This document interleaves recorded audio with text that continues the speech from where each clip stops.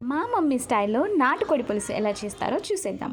So first ఒక బాండి పెట్టుకొని అందులో ఆయిల్ వేసి స్మాల్గా కట్ చేసుకున్న చికెన్ పీసెస్ని వేసుకోవాలి. అండ్ ఇందులో ఒక ప్రోటీన్ ఏంటంటే క్రిస్టల్ సాల్ట్ ఉంటుంది కదా, అది వేసుకుంటే పీసెస్కి బాగా పట్టి టేస్టీ ఉంటుందంట.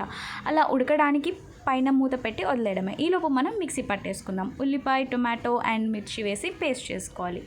మనం మూత పెట్టుకున్నాం కదా, ఆ మూత తీసి అల్లం వెల్లుల్లి పేస్ట్ వేసి బాగా తిప్పాలి. అండ్ మనం ముందు పట్టిన ఆనియన్ పేస్ట్ ఏదైతే ఉందో అది కూడా వేసి పచ్చి వాసన పోయేంత వరకు బాగా ఫ్రై చేయాలి. ఇక్కడ ఇది ఎంత బాగా ఫ్రై చేస్తే కర్రీ అంత బాగుంటుందంట. అండ్ మేము స్పైస్ కొంచెం బాగా తింటాం కాబట్టి ఎక్స్ట్రా చిల్లీస్ కూడా కట్ చేసుకొని వేసుకున్నాం. చిల్లీస్ వేసుకొని మళ్ళీ ఒక 5 minutes అలా తిప్పుకొని మూత పెట్టేయడమే. అండ్ ఇప్పుడు కమ్స్ ద స్పైసియస్ట్ పార్ట్. ఇందులో మనం కొంచెం పసుపు, కారం ఒక 4-5 స్పూన్స్ వేస్తుంది, ఎందుకంటే మేము స్పైస్ బాగా తింటాం కాబట్టి.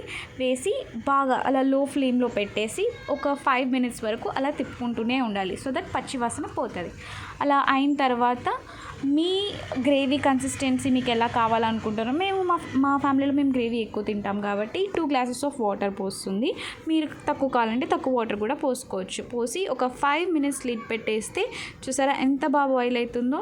దాంట్లో మీ టేస్ట్కి తగ్గట్టు అంటే సాల్ట్, స్పైసెస్ అన్నీ సరిపోయేలేదో చూసుకొని సాల్ట్ వేసుకొని, అండ్ ఇంట్లో పట్టిన చికెన్ మసాలా ఉంటుంది కదా, అది కూడా వేసేసుకొని ఒక 5 minutes బాయిల్ చేయాలి. అలా ఉడికిన తర్వాత ఫైనల్లీ కొత్తిమీరతో గార్నిష్ చేసుకుంటే ద యమ్మీయెస్ట్ నాటుకోడి పులుసు, that to in village style, is ready to serve.